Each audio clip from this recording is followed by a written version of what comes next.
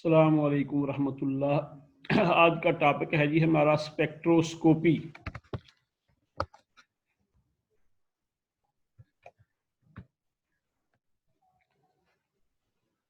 What is spectroscopy? The study of the light from an object। कोई भी object है, star है या कोई और है, उससे जो लाइट आ रही है उसकी स्टडी। कैसे interaction between radiation and matter, किसी मैटर के साथ जो रेडिएशन का इंटरएक्शन है as a function of wavelength, इसको हम कहते हैं स्पेक्ट्रोस्कोपी। स्पेक्ट्रोमीटर एक इंस्ट्रूमेंट है जो स्प्रेड करता है लाइट किसी को स्पेक्ट्रा बनाने के लिए। और स्पेक्ट्रा जो है बैंड ऑफ जो है ना कलर जो प्रिज्म से गुजारते हैं, तो उसे वो स्पेक्ट्रा कहते हैं। या range of electromagnetic energy separated by wavelength, वो जो हमारे प्रिज्म से लाइट के 7 कलर बनते हैं वो हमारी विजिबल लाइट है। इलेक्ट्रोमैग्नेटिक जो स्पेक्ट्रा है इसकी रेंज काफी वसी है, कुछ ऐसी भी हैं जो हमें नजर नहीं आती। मेथड्स ऑफ स्पेक्ट्रोस्कोपी 3 को हम जहां पे थोड़ा सा शेयर करेंगे। Observation spectroscopy, it uses the range of electromagnetic spectra in which a substance absorbs. This includes atomic absorption spectroscopy and various molecular techniques. क्या है? Range of electromagnetic spectra in which a substance absorb, कि कोई भी substance है वो electromagnetic किस wavelength को absorb करता है।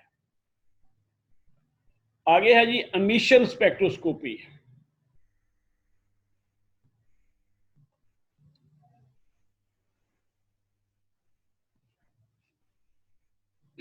It uses the range of electromagnetic spectra in which a substance radiates।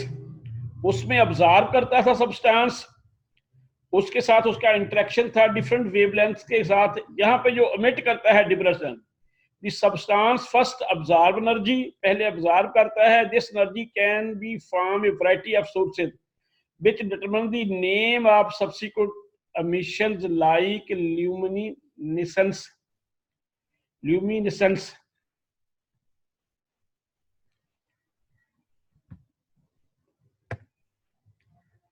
आगे आपकी है जी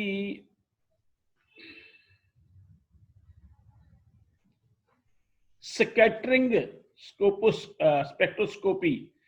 It measures the amount of light that a substance scatters at certain wavelengths, incident angles and polarization angles। यानी different angle पे वो जो light को scatter करता है। The scattering process is much faster than observation and emission process। ये उन दोनों से, ऑब्जर्वेशन स्पेक्ट्रोस्कोपी से और एमिशन स्पेक्ट्रोस्कोपी से फास्टर है।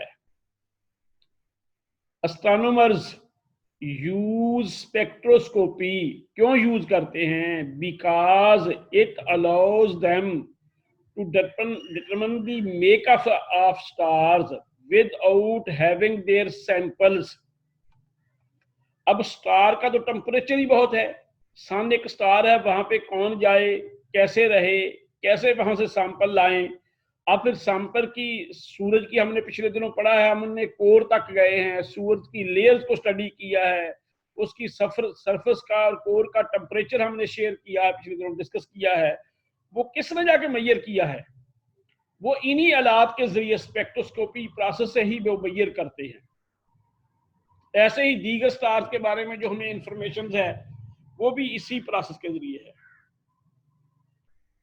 स्टडीइंग एन ऑब्जेक्ट स्पेक्ट्रा, कोई भी ऑब्जेक्ट है उसके स्पेक्ट्रा को जब स्टडी करते हैं वो टेल करता है, साइंटिस्ट को इस चीज के बारे में बताता है उसकी जो कंपोजिशन है, कि वो सब्सटेंस किस चीज का बना हुआ है, उसका टेम्परेचर कितना है, उसकी डेंसिटी क्या है, उसकी मोशन कैसी है। यानी जब हम स्पेक्ट्रा को स्टडी करते हैं तो फिर साइंटिस्ट को उसकी बनावट, उसका टेम्परेचर, उसकी डेंसिटी, उसकी मोशन और भी बहुत सारी इंफॉर्मेशन मिलती हैं। Two modern application of spectroscopy in space, और ही बड़ी हैं लेकिन दो का हम तस्करा करते हैं यहाँ पे। लें जी, ये एक स्पेक्ट्रोमीटर है, आला है। कहाँ पे गया है? अमेरिकन का जो मिशन है उसमें वो इसको यूज कर रहे हैं, इस स्पेक्ट्रोमीटर को मार्स की एक्सप्लोरेशन के लिए। मार्स जो सियारा है उसकी एक्सप्लोरेशन का जो मिशन है उसके लिए इसको यूज कर रहे हैं वो। ये वही आपका स्पेक्ट्रोमीटर आ गया।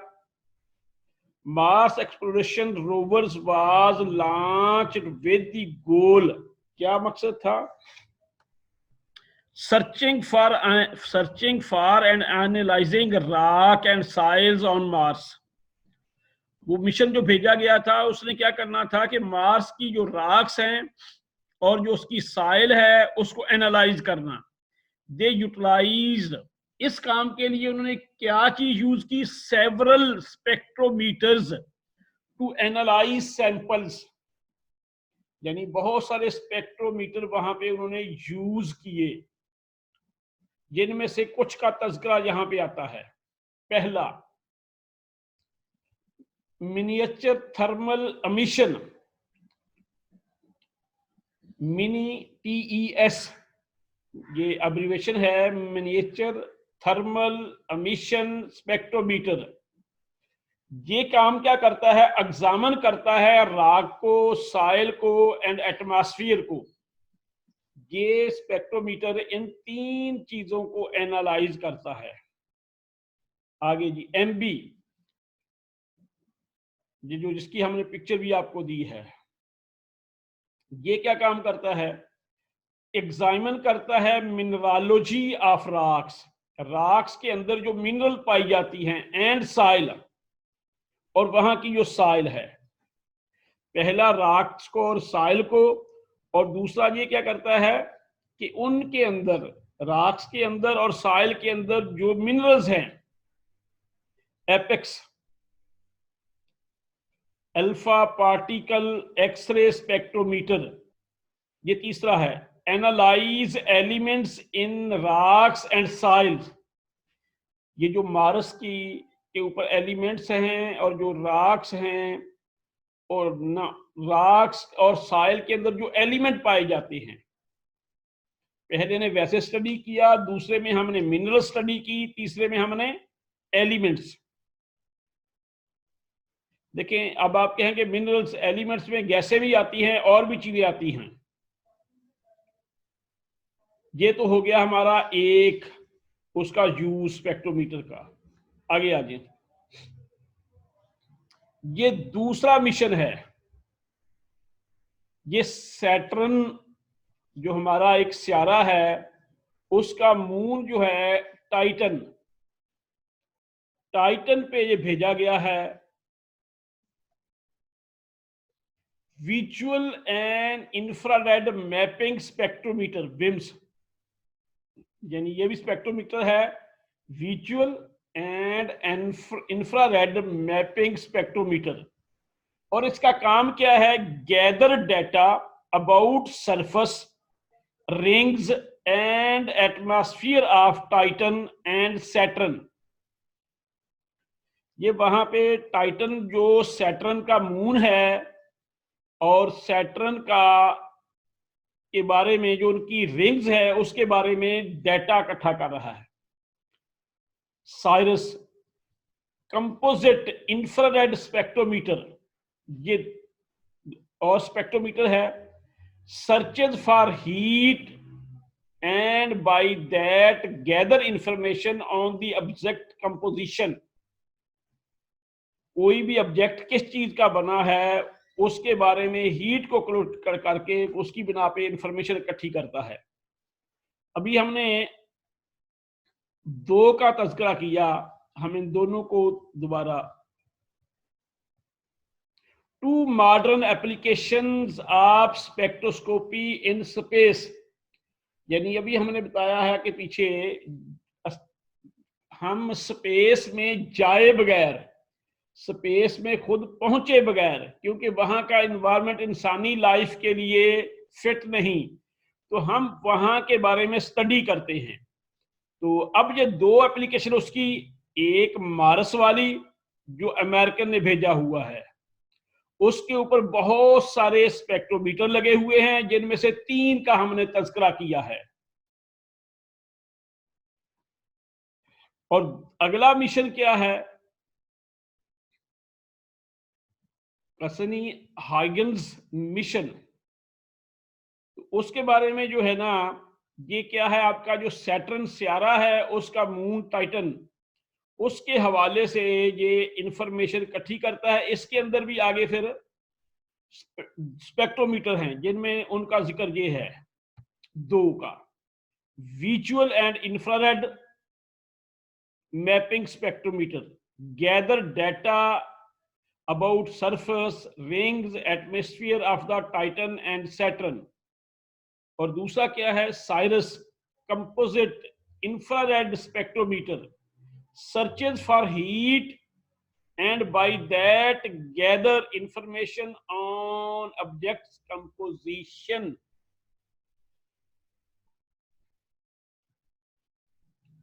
Two basic types of spectra, spectra की 2 बुनियादी अकसाम,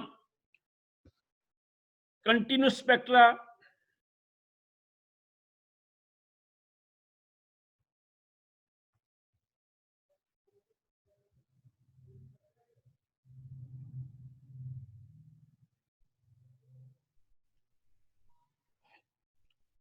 कंटिन्यूस स्पेक्ट्रम।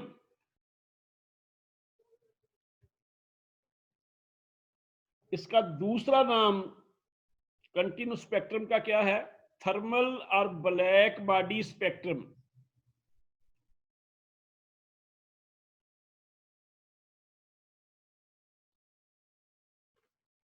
ये हमारे सूरज का, सितारों का, प्लैनेट्स का, मून का जो स्पेक्ट्रा है।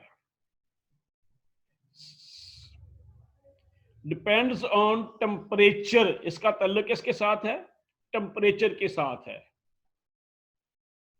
जब हम सूरज से सनलाइट गुजारते हैं तो जो 7 कलर बनते हैं, ये कंटिन्यूस स्पेक्ट्रम की एक मिसाल है। तो चूंकि सूरज खुद गर्म है, और फिर इसका हमने कहा कि थर्मल और ब्लैक बॉडी स्पेक्ट्रम, ये भी उसी की मिसाल है। लॉन्गर वेवलेंथ, रेड कलर की वेवलेंथ ज्यादा होती है, वायलेट की वेवलेंथ कम होती है।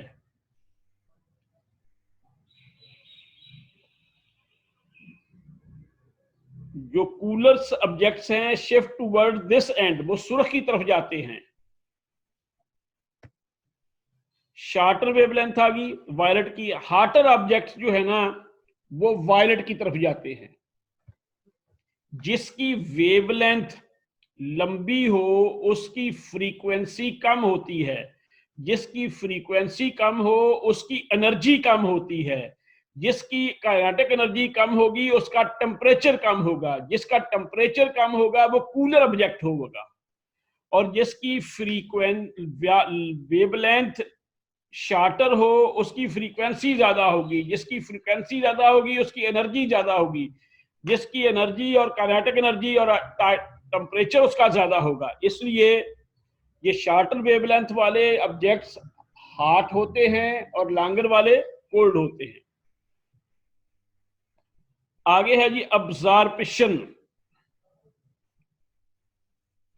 Each element has a unique signature of absorption lines that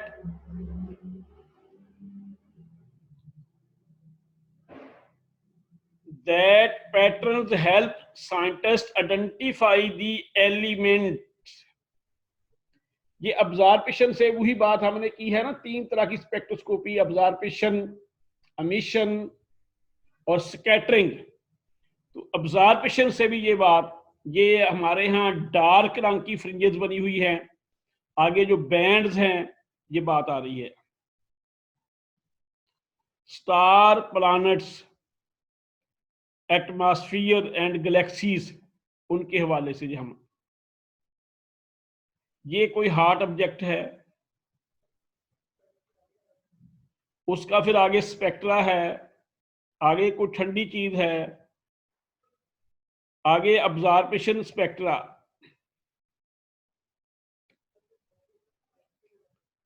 star से निकला, आगे है जी emission, hydrogen, sodium, helium, neon, mercury. Pattern of line determines the identity of the element. देखें, ये जो इनको अगर आप ये देखते हैं पट्टियां, इनमें जो फ्रिंजेस हैं इनका पैटर्न डिफरेंट है। हाइड्रोजन को देखें, सोडियम को देखें, हीलियम को देखें, नियॉन को देखें, मरकरी को देखें, इनके अंदर जो फ्रिंजेस बनी हैं वो डिफरेंट है। ये स्पेक्ट्रोस्कोपी की बिना पे हम इनको आइडेंटिफाई कर रहे हैं कि कौन सा एलिमेंट है।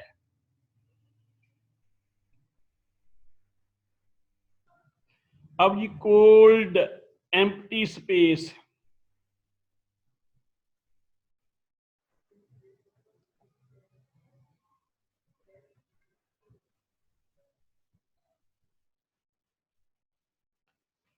Motion of objects in space,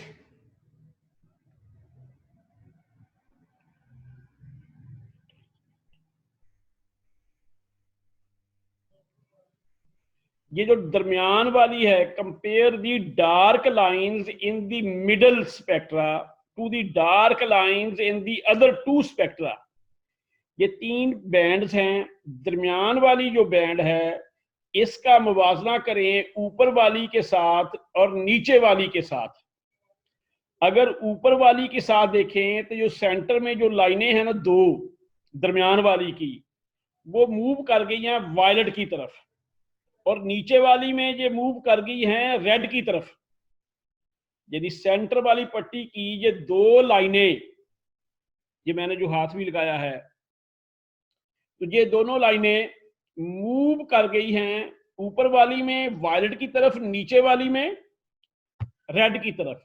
अब इनके मूव करने का मतलब क्या है? ये दरमियान वाली नॉर्मल पोजीशन को शो कर रही है।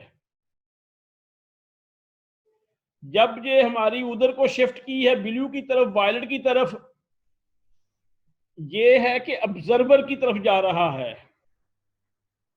तो वो कहता है this shows red shift meaning that object is moving away from the observer. ये स्पेक्ट्रोस्कोपी बता रही है कि अगर वो मूवमेंट ब्लू की तरफ है तो ऑब्जर्वर की तरफ वो आ रहा है बॉडी, अगर वो रेड की तरफ है तो अवे जा रहा है। ये आपके हवाले से कुछ बातें जो भी हमने की हैं उनसे मुतल्लिका।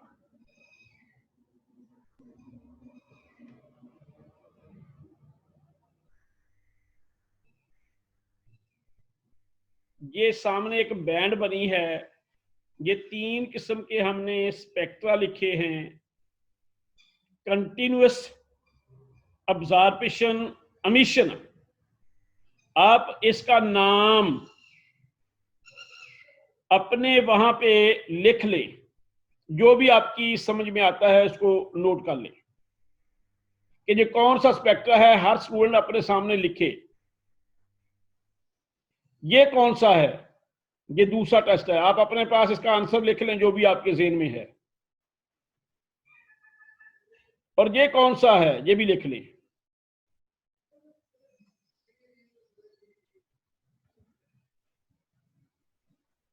पिछले आपके दो टेस्ट थे, ये वन कौन सा है, ऑब्जर्वेशन है, कंटिन्यूस है या एक, ये कौन सा है, कंटिन्यूस है या ऑब्जर्वेशन है। तो ये जो है ना, जिसमें वो जो फ्रिंजेस नहीं है ना, ये कंटिन्यूस स्पेक्ट्रम की मिसाल है। तो इसलिए जिसमें फ्रिंजेस नहीं वो किसका है, कौन सा, कंटिन्यूस। ये भी कंटिन्यूस स्पेक्ट्रम है, स्पेक्ट्रा है, इसमें भी फ्रिंजेस नहीं है। Radiation is distributed over all frequencies, not just a few specific frequency range. emission spectra, अब देखें emission में स्पेक्ट्रम में आपके फ्रिंजेस हैं, राइट येलो, दरमियान में बैंड्स हैं। Pattern of bright spectral line produced by an element, ये ऑब्जर्वेशन में आपके फ्रिंजेस हैं, लाइनें हैं। ये ऊपर जो सवाल दो किए थे आपने, अपना आंसर इन दोनों से टैली कर लें। दोबारा फिर आए, आपके जो टेस्ट था उसके बाद आंसर कंटिन्यूस कौन सा है, दिस वन। ये दोनों मिसालें कंटिन्यूस की हैं, आप चेक कर लें कि आपका आंसर ठीक था या गलत था। एमिशन कौन सा था, ये था, और ये भी उसी की ये है, ऑब्जर्वेशन और emission. Light is just one portion of electromagnetic spectrum. Electromagnetic radiation या स्पेक्ट्रम बहुत बड़ा है, जिसमें एक्सरेज भी हैं, गैमा रेज भी हैं, जिसमें रेडियो वेव भी हैं, और भी बहुत सारी हैं। वो कहते हैं कि light is one of the electromagnetic spectrum. 5 के और के नाम लिखे, ये हमने बहुत देर पहले जो शुरू में पढ़ा था सोलर रेडिएशन में। सोलर रेडिएशन में हमने ये बात पढ़ी थी, वो स्पेक्ट्रम दिखाया गया था आपको। तो ये चंद एक वेबसाइट्स हैं जिनसे ये लिया गया है। थैंक यू वेरी मच, अल्लाह आपका हामी नासर हो। ये हमारा लास्ट टॉपिक था आपकी एनवायरमेंटल फिजिक्स का। कल इससे मुतल्लिका जितने भी आपके जहन में क्वेश्चन हैं वो आप लिख लें, कल हम इसको रिपीट भी करेंगे और उन क्वेश्चन को शेयर भी करेंगे। Thank you very much.